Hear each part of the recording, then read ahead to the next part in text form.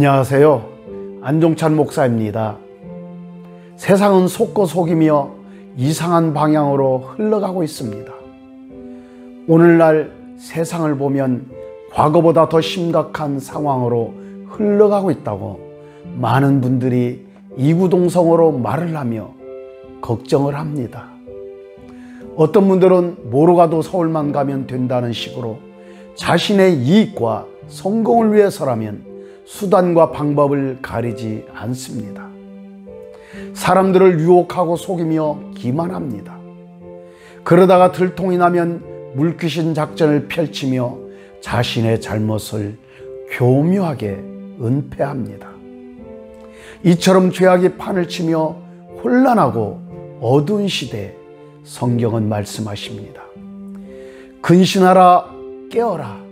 너희 대적 마귀가 우는 사자같이 두루다니며 삼킬 차를 찾나니 너희는 믿음을 굳건하게 하여 그를 대적하라 라고 베드로전서 5장 8절로부터 9절은 말씀하십니다.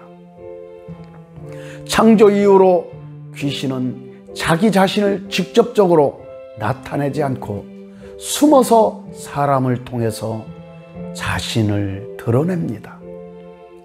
귀신이 갖고 있는 가장 큰 전략은 사람의 마음을 지배하고 다스려 사람을 통해 자신의 세력을 확장하는 것입니다.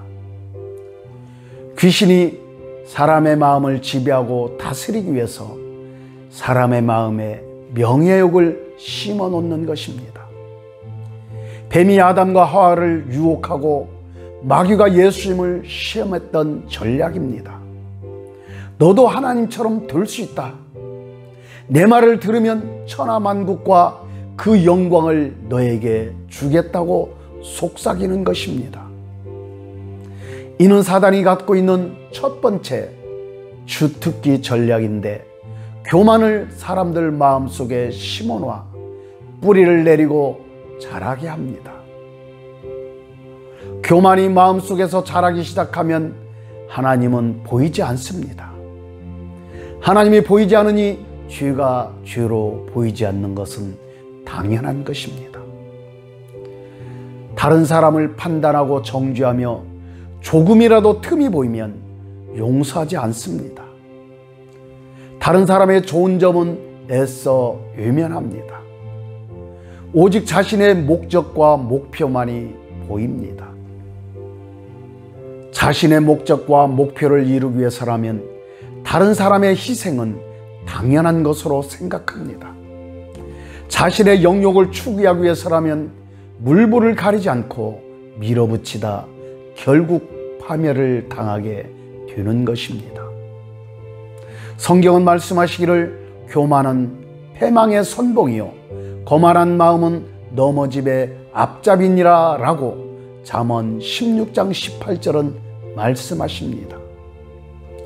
사람의 마음을 지배한 귀신은 첫 번째 전략인 교만이 그 사람에게 안 먹히면 두 번째 전략을 사용합니다.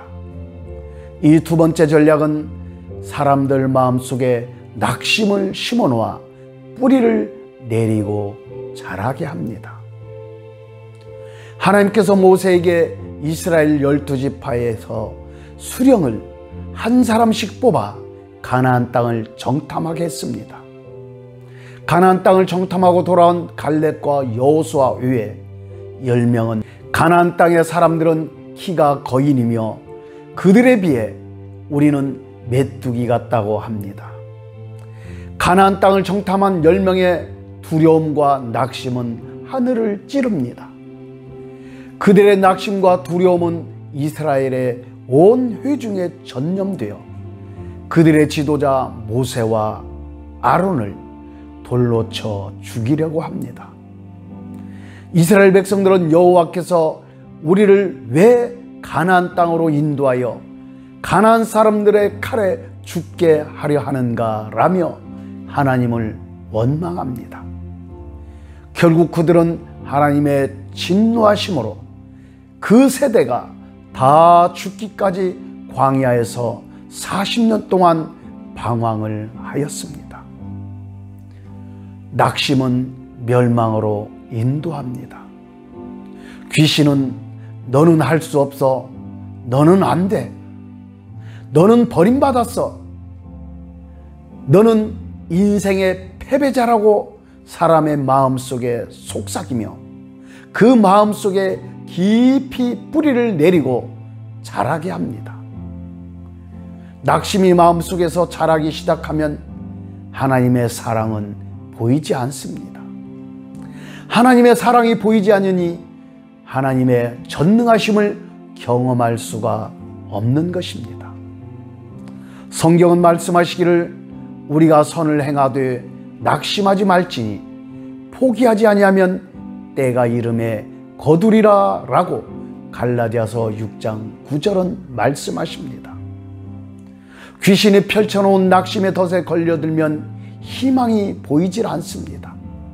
희망이 보이지 않으니 불안하며 믿음도 희미해집니다.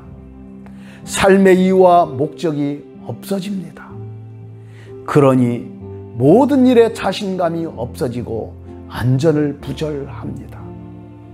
귀신이 펼쳐놓은 낙심의 덫에 걸려들면 우울해지며 삶을 포기하고 싶은 마음이 올라오기도 합니다. 이때 귀신은 마음속에 속삭입니다. 하나님이 없다. 하나님은 너를 사랑하지 않아. 내가 너의 하나님이야. 나를 따르고 나를 믿으라며 자신의 실체를 드러냅니다. 사람의 마음을 지배한 귀신은 첫 번째 전략과 두 번째 전략이 그 사람에게 안 먹히면 세 번째 전략을 사용합니다. 이 세 번째 전략은 사람들 마음속에 음란함을 심어놓아 뿌리를 내리고 자라게 합니다. 창세기 19장 말씀을 보시면 소돔과 고모라가 멸망한 이유를 말씀하십니다. 소돔과 고모라는 젊은 사람이나 늙은 사람 할 것 없이 동성애가 만연한 삶을 살았다는 것을 알 수 있습니다.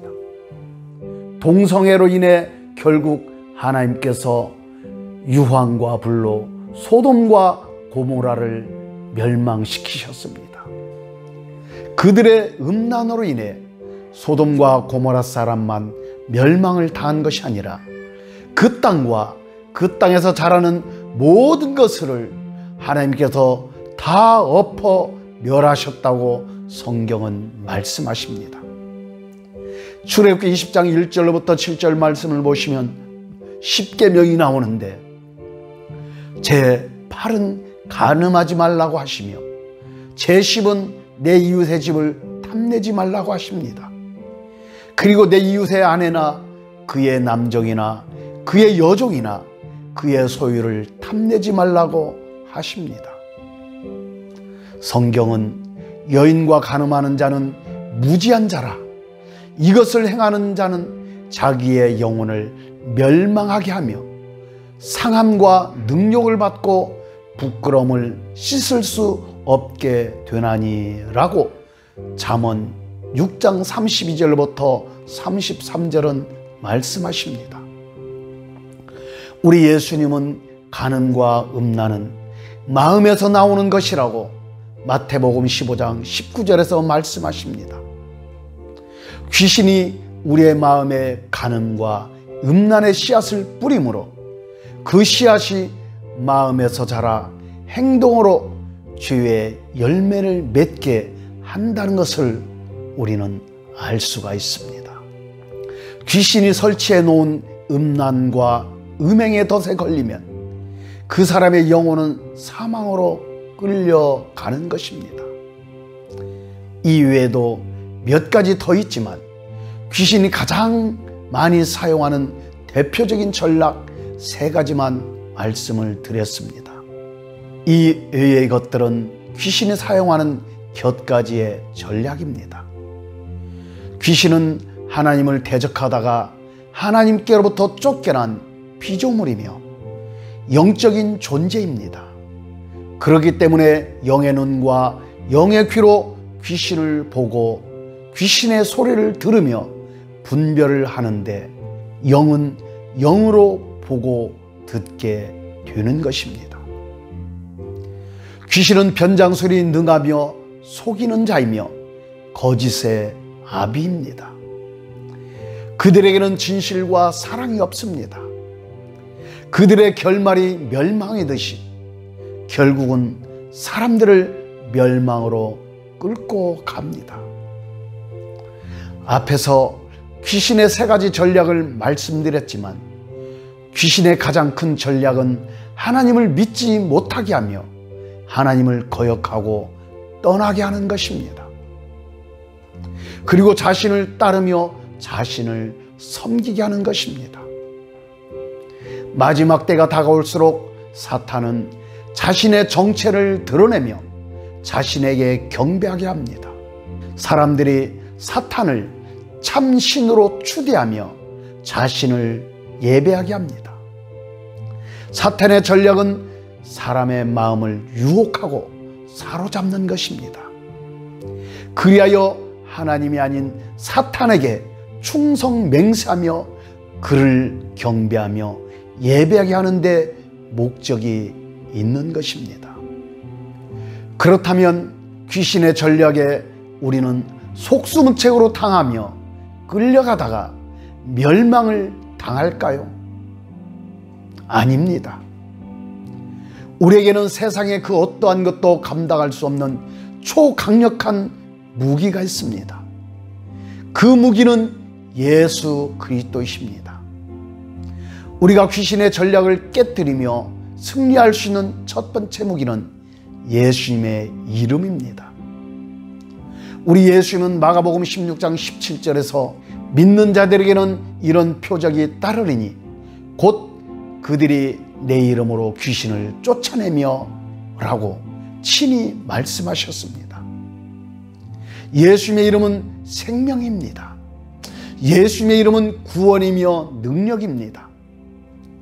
하나님의 아들이 나타나신 것은 마귀의 일을 멸하러 오신 것이라고 요한일서 3장 8절은 말씀하십니다. 예수님은 하나님의 아들이십니다.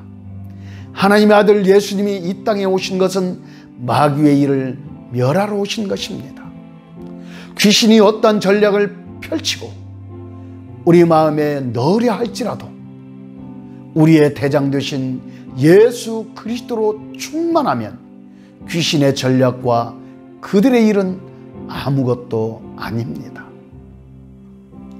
우리가 귀신의 전략을 깨뜨리며 승리할 수 있는 두 번째 무기는 예수님의 피와 말씀입니다. 성경은 말씀하시기를 어린 양의 피와 자기들이 증언하는 말씀으로 그들을 이겼으니 라고 계시록 12장 11절을 말씀하십니다. 예수님의 피는 사탄 마귀를 물리치고 승리케 하는 피입니다. 예수님의 피는 구속의 피입니다.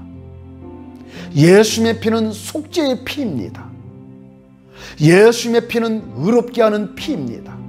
예수님의 피는 화목케 하는 피입니다.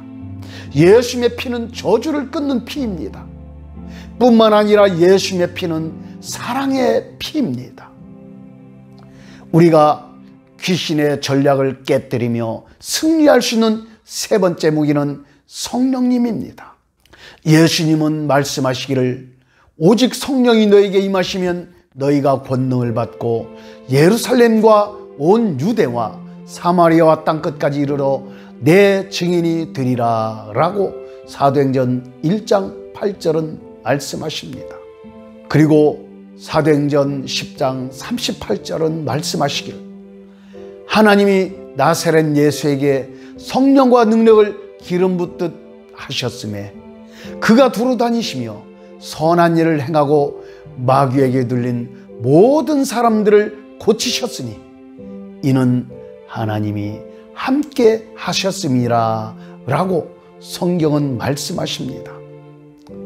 우리 예수님의 사역은 성령님과 항상 함께 하셨습니다. 성령님과 함께 하심으로 마귀에게 들린 모든 사람들을 고치고 선한 일을 행하여 하나님의 나라를 나타내고 증거하신 것입니다. 예수님이 먼저 본을 보이신 것은 우리도 예수님을 본받아 살라는 것입니다. 예수님은 제자들에게 요한복음 20장 22절에 성령을 받으라고 말씀하십니다. 예수님은 누구보다도 성령님이 함께 하셔야 한다는 필요성을 잘 아셨으며 성령님과 항상 함께 하셨습니다. 그렇다면 우리도 당연히 성령님과 항상 함께하며 성령으로 충만해야 하지 않을까요? 우리가 귀신의 전략을 깨뜨리며 승리할 수 있는 비결은 우리의 힘이 아니고 우리의 능력도 아니며 오직 하나님의 영 성령으로 되는 것입니다. 우리가 세상을 살다 보면 어떤 문제가 생길 수가 있습니다. 어떤 문제가 생기면 그 문제를 해결하기 위해 그 문제에 집착하면 그 문제에 함몰되기 쉽습니다. 그 문제는 귀신이 펼쳐놓은 전략일 수 있습니다. 어떤 문제가 생기면 그 문제에 집착하지 마십시오. 그 문제를 해결하시고 풀어주시는 예수님께 집중하십시오. 모든 문제 해답은 예수님께 있습니다. 할렐루야.